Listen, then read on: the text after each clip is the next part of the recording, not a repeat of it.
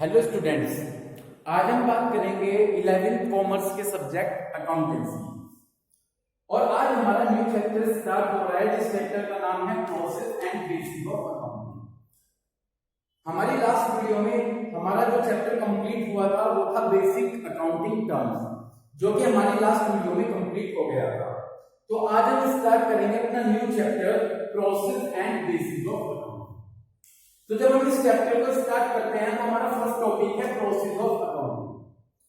Process of accounting की starting होगी identification of transaction से और प्रोसेस ऑफ अकाउंटिंग का एंड हो जाता है preparation of trial balance and financial statements. तो चलिए अब हम स्टार्ट करते हैं कि अकाउंटिंग प्रोसेस होता क्या है। अकाउंटिंग प्रोसेस की स्टार्टिंग होगी आइडेंटिफिकेशन ऑफ ट्रांजैक्शन।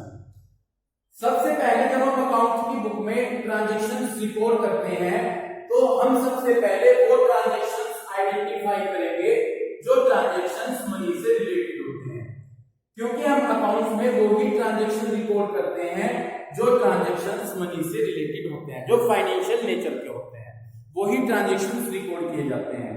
जो ट्रांजैक्शंस फाइनेंशियल नेचर के नहीं होते हम उन्हें अकाउंट्स की बुक में रिकॉर्ड नहीं करेंगे, चाहे भले ही वो किसी भी कंपनी के लिए कितने भी इंपॉर्टेंट क्यों ना हो। ठीक है, क्लियर है बात आपके? तो सबसे पहले अकाउंटिंग प्रोसेस के अंदर हम वो ट्रांजैक्शंस आइडेंटिफाई करेंगे जो ट्रांजैक्शंस मनी से रिलेटेड होंगे या जो ट्रांजैक्शंस फाइनेंशियल कैरेक्टर्स के होंगे। अब ये ट्रांजैक्शंस देखने के लिए कि कौन से ट्रांजैक्शंस मनी से रिलेटेड हैं, इसके लिए हम अकाउंटेंसी में सोर्स डॉक्यूमेंट्स ऑफ अकाउंटिंग का यूज करते हैं। सोर्स डॉक्यूमेंट ऑफ अकाउंटेंसी का यूज करेंगे, जैसे जिसमें डिफरेंट आइटम्स होंगे, जैसे हम कह सकते हैं कि कैश मेमो, इनवॉइस बिल, ये सोर्स डॉक्यूमेंट्स के एग्जांपल होते हैं जिनसे हमें ये पता चल जाता है क्या वो एविडेंस होते हैं। ये source document of accountancy evidence होंगे, एविडेंस में से प्रूफ होंगे कि हाँ एक्चुअल में बिजनेस में ट्रांजैक्शंस हुए। क्लियर है?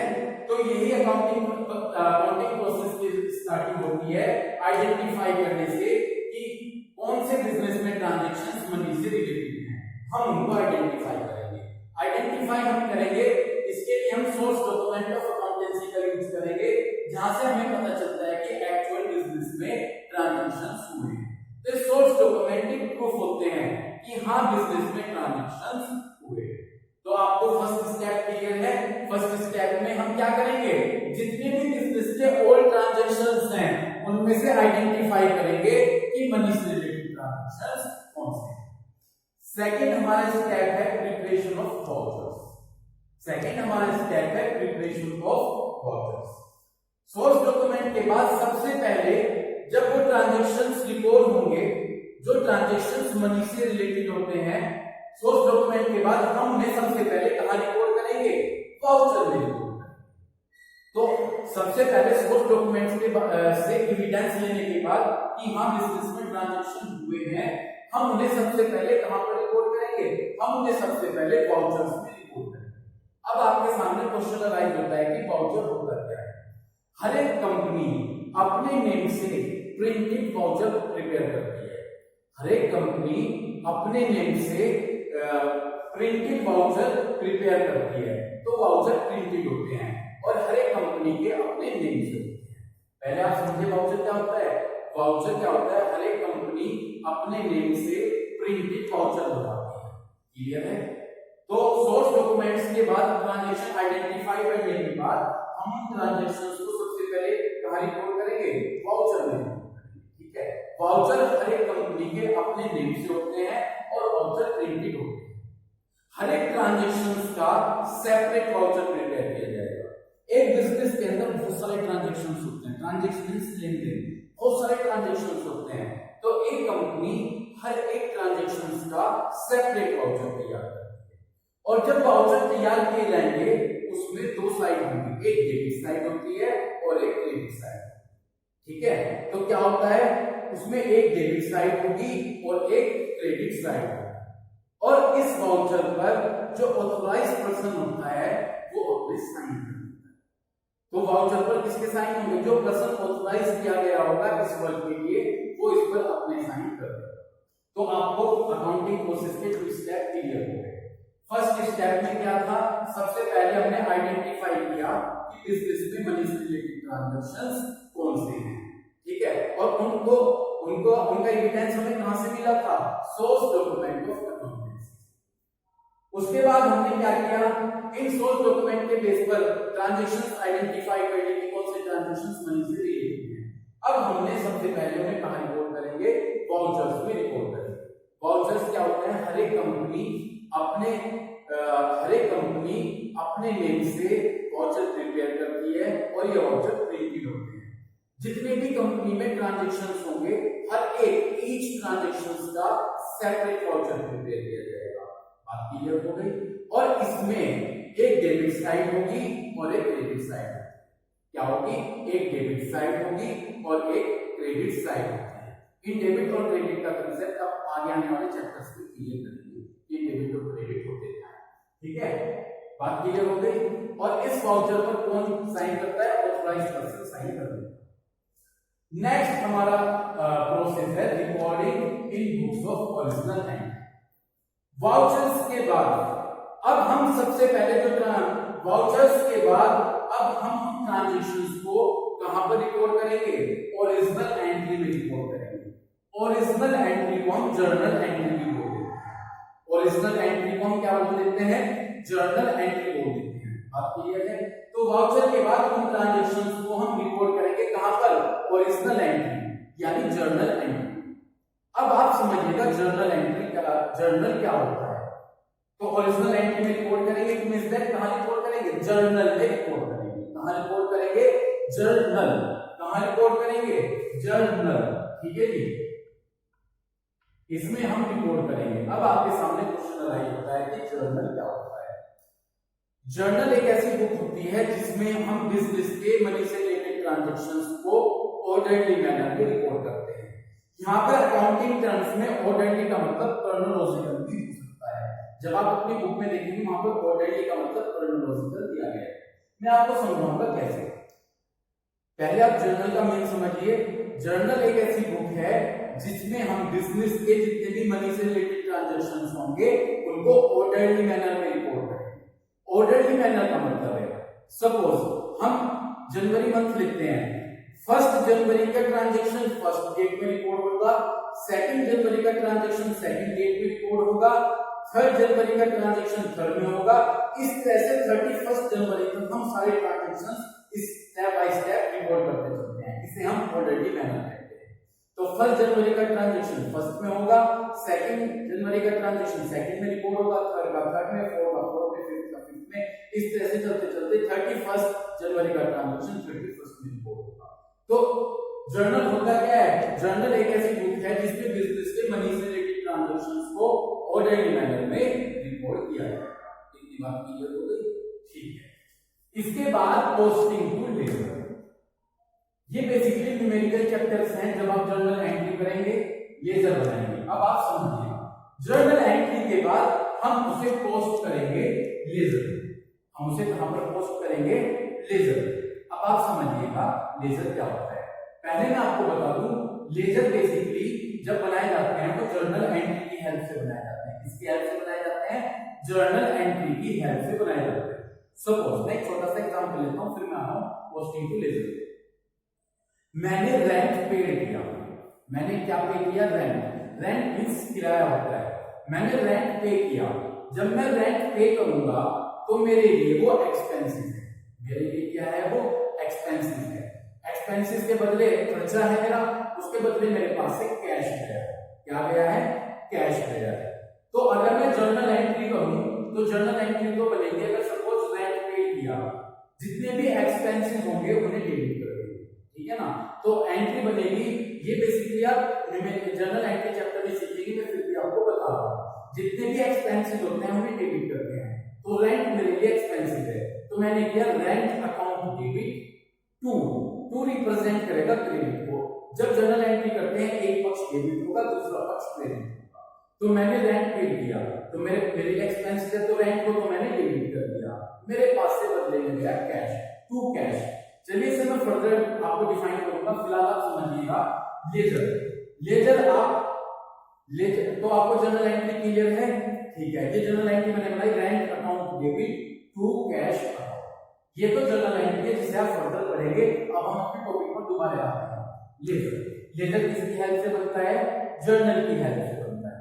अभी मैंने कहा कि जर्नल हमने रेंट पे किया, रेंट पे किया तो इसका टू अकाउंट्स पर इफेक्ट पड़ेगा, एक तो रेंट अकाउंट पर और एक कैश अकाउंट पर। इस पर फर्क पड़ेगा, रेंट अकाउंट पर और कैश अकाउंट पर। ये एंट्री तो हमने जर्नल एंट्री में कर दी कि rent account debit to cash account. लेकिन पोस्टिंग टू लेजर, जब हम लेजर बनाते हैं तो जर्नल की हेल्प से बनाते हैं, और लेजर में क्या करते हैं? सेपरेट अकाउंट प्रिपेयर करते हैं। क्या प्रिपेयर करते हैं? Separate account. जैसे अभी मैंने एग्जांपल लिया था, रेंट पे किया तो टू अकाउंट्स पर इफेक्ट पड़ा, रेंट पर और कैश पर।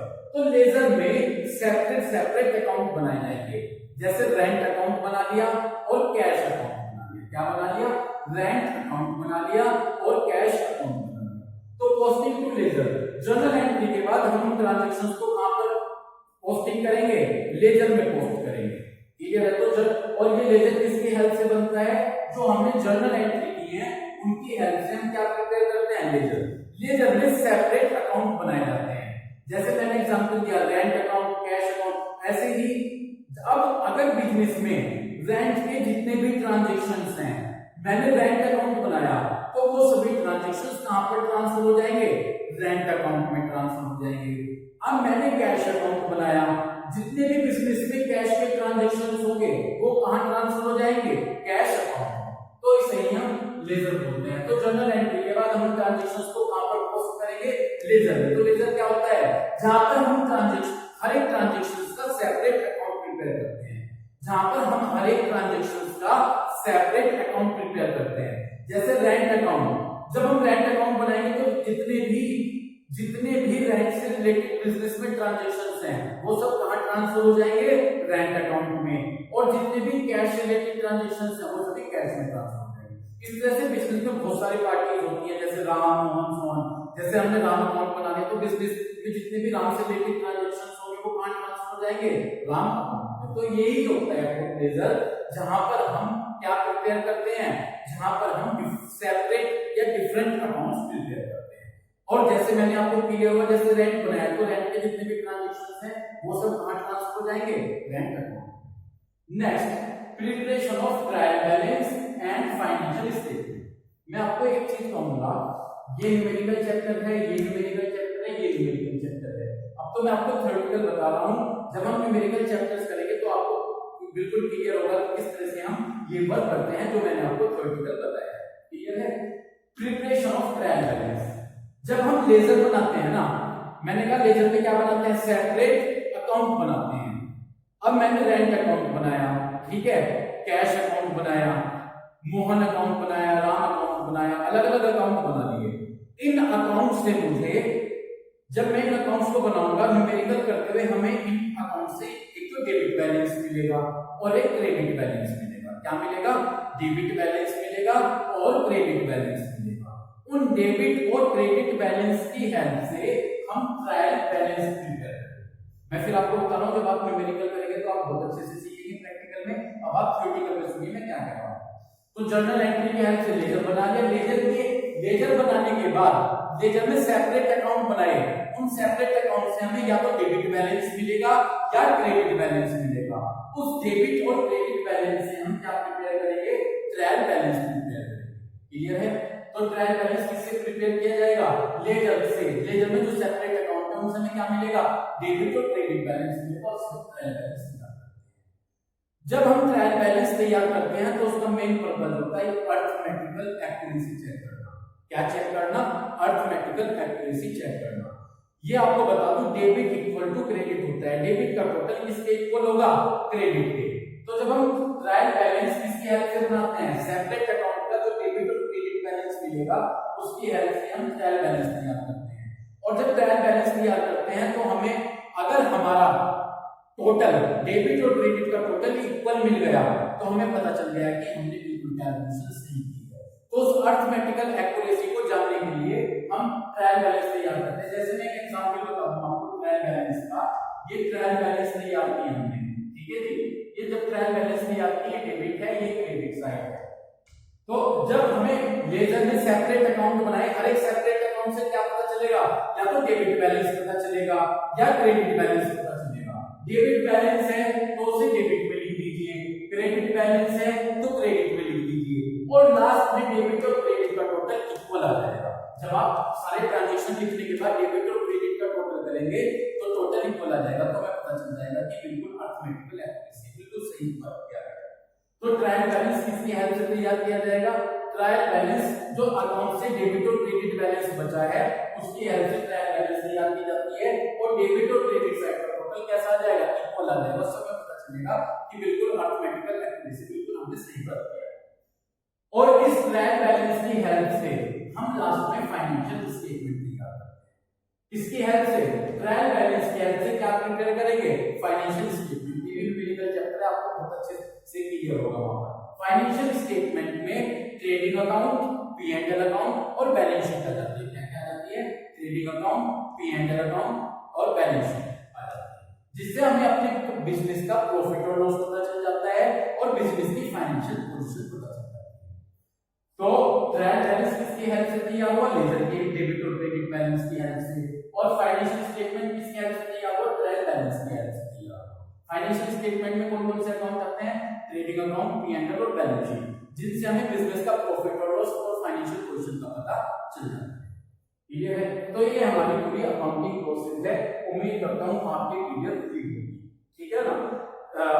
तो एक बार हम देख लेते हैं। सबसे पहले हमने क्या आइडेंटिफाई किया, वो ट्रांजैक्शन आइडेंटिफाई किए जो मनी से रिलेटेड है, और उनको हमने सोर्स डॉक्यूमेंट से देखा, उनको कहां से प्रूफ मिला, उनका सोर्स डॉक्यूमेंट से। उसके बाद हमने क्या प्रिपेयर किया, उन सभी ट्रांजैक्शंस को वाउचर में रिपोर्ट किया।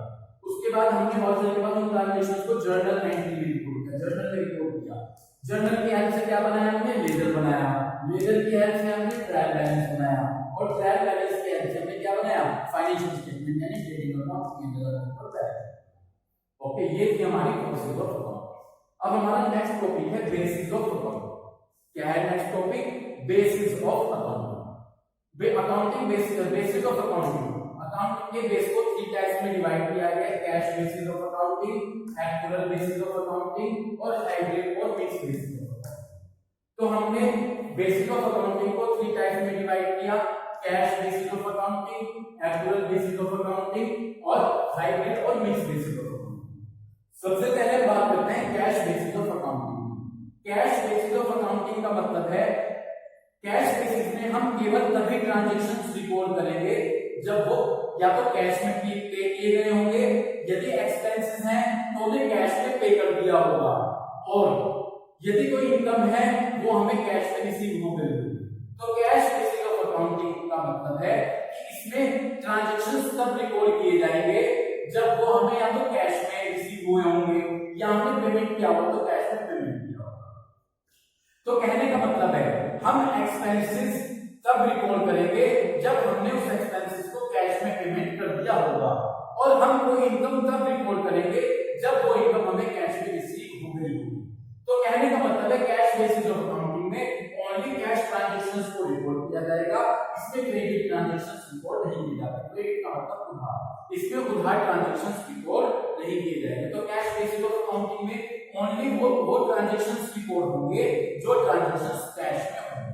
इतनी बात क्लियर है। और जो ट्रांजैक्शंस क्रेडिट उधार हैं, हम उन ट्रांजैक्शंस को कैश बेसिस ऑफ अकाउंटिंग में रिकॉर्ड नहीं करते हैं। तो उम्मीद करता हूं कैश बेसिस ऑफ अकाउंटिंग का मींस क्लियर हुआ होगा। कैश बेसिस ऑफ अकाउंटिंग में हम कौन से ट्रांजैक्शंस रिकॉर्ड करेंगे, वो ट्रांजैक्शंस रिकॉर्ड करेंगे जो ट्रांजैक्शंस कैश वो कैश बेसिस ऑफ अकाउंटिंग में वो ट्रांजैक्शंस रिकॉर्ड किए जाएंगे जो कैश से रिलेटेड होंगे। यदि हमने कोई एक्सपेंसेस रिकॉर्ड करना है तो तभी रिकॉर्ड होगा जब हमने उसे कैश में पेमेंट कर दिया होगा। ऐसे हमें कोई इनकम रिकॉर्ड करनी है तो तभी रिकॉर्ड होगी जब वो कैश में रिसीव हुई हो। क्रेडिट ट्रांजैक्शंस को हम उधार ट्रांजैक्शंस को हम इसमें रिकॉर्ड नहीं करते। कैश बेसिस ऑफ अकाउंटिंग के एडवांटेजेस क्या हैं? कैश बेसिस ऑफ अकाउंटिंग बहुत सिंपल और रियल होता है। ये बहुत सिंपल और एक्चुअल होता है क्योंकि सीधा सा कंसेप्ट है, ट्रांजैक्शंस तभी रिकॉर्ड होंगे जब हमें वो या तो इनकम कैश में मिली हो और एक्सपेंसेस पे कैश पेमेंट की हो, तभी वो ट्रांजैक्शंस रिकॉर्ड होते हैं। तो कैश बेसिस ऑफ अकाउंटिंग बहुत सिंपल है और रियल, और ये डिफरेंट पर्संस को सेटिस्फाई करती है।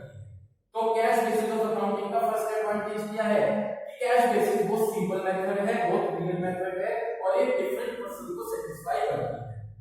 No use of personal judgement, cash basis of accounting में हमें किसी पर्सनल जजमेंट यानी व्यक्तिगत निर्णय, पर्सनल डिसीजन की कोई जरूरत नहीं होती है, क्योंकि सीधा सा ट्रांजैक्शन तभी रिपोर्ट होगा जब वो कैश में होगा, इनकम जब वो कैश में रिसीव होगी, एक्सपेंसेस जब वो कैश पेमेंट किया होगा, तभी हमें उसे रिपोर्ट करना है। यहाँ पर हमें पर्सनल डिसीजन लेने की जरूरत नहीं है, हमें सोचने की जरूरत नहीं है कि कब ट्रांजैक्शन रिपोर्ट हो, कब ट्रांजैक्शन रिपोर्ट होगा। ट्रांजैक्शन जब रिपोर्ट होगा जब वो कैश बिल्कुल कैश में होगा, ठीक है ना। तो कैश बेसिस ऑफ अकाउंटिंग में किसी पर्सनल जजमेंट की रिक्वायरमेंट नहीं होती है, क्लियर है। Suitable, cash basis of accounting उन कंपनीज के लिए सुटेबल है जहां पर मोस्टली ट्रांजैक्शन कैश बेसिस पर होती है, क्लियर है। तो ये कैश बेसिस ऑफ अकाउंटिंग के 3 एडवांटेज हो गए, सिंपल है और रियल है, पर्सनल जजमेंट की रिक्वायरमेंट नहीं होती है, आपको ज्यादा अपना पर्सनल डिसीजन लेने की जरूरत नहीं है, और ये सुटेबल उन कंपनीज के लिए है जहां पर मोस्टली कैश ट्रांजैक्शंस होते हैं। डिसएडवांटेजेस क्या है? कैश बेसिस का सबसे पहला डिसएडवांटेज है not give a fair view of P&L and financial position of the enterprise. ये हमें कैश बेसिस किसी भी बिजनेस की सही प्रॉफिट और लॉस की जानकारी नहीं देती है और बिजनेस की सही फाइनेंशियल पोजीशन की जानकारी नहीं देती है। अभी मैंने आपको बताया था प्रॉफिट और लॉस तो हमें ट्रेडिंग और P&L अकाउंट से पता चल जाता है और फाइनेंशियल पोजीशन में कंपनी की बैलेंस शीट से पता चल जाती है। अभी मैंने फाइनेंशियल स्टेटमेंट में बताया था कि ट्रेडिंग अकाउंट P&L अकाउंट बनाते हैं और बैलेंस शीट बनाते हैं। ट्रेडिंग और P&L से तो प्रॉफिट के बारे में जानकारी हो जाती है, प्रॉफिट हुआ है लॉस हुआ है, और बैलेंस शीट से बिजनेस की फाइनेंशियल पोजीशन का पता चल जाता है। तो कैश बेसिस ऑफ अकाउंटिंग की सबसे बड़ी डिसएडवांटेज क्या है? सबसे बड़ी डिसएडवांटेज ये है कि यहाँ पे हमें सही प्रॉफिट और लॉस और सही फाइनेंशियल पोजीशन का पता नहीं चलता है। ये कारण ये है क्योंकि ओनली कैश ट्रांजैक्शंस रिपोर्ट किए जाते हैं और क्रेडिट ट्रांजैक्शंस छोड़ दिए जाते हैं। उसमें भी हमारे अकाउंटेंसी में बहुत सारे वर्ड्स यूज होते हैं जो आप आगे आने चैप्टर्स में पढ़ेंगे, जैसे आउटस्टैंडिंग एक्सपेंसेस। आउटस्टैंडिंग एक्सपेंसेस का मतलब है जो खर्चा देना बाकी है, जो एक्सपेंसेस अभी पे करना बाकी है, अभी हमने पे नहीं किया है।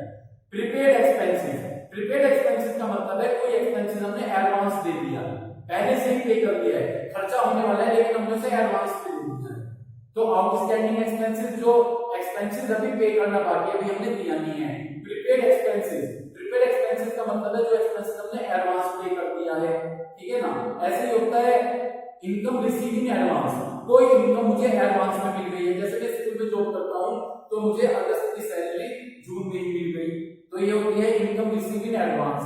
और एक्रूड इनकम, जो इनकम अभी मिलनी बाकी है।